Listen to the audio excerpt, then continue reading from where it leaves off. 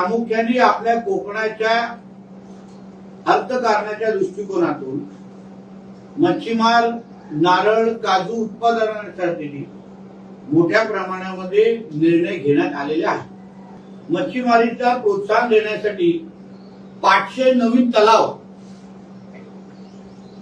या अर्थसंकल्पामध्ये त्यासाठी उभारण्यासाठी या अर्थसंकल्पामध्ये तरतूद केलेला आहे।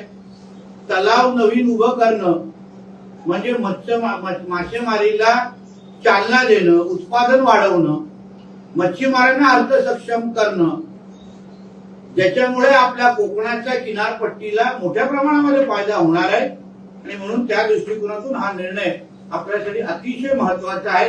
किनारपट्टीच्या भागामध्ये स्टार्टअप, महिलांचा गट व मत्स्य उत्पादक शेतकऱ्यांच्या संघटना याची साखळी बळकट करण्यात येईल। एक महत्वाचा उल्लेख किंवा उपयोजना या निमित्ताने इथे केलेली आहे। एक्सक्लुसिव्ह इकॉनॉमिक झोन तथा खोल समुद्रात पकडलेले मासे आता करमुक्त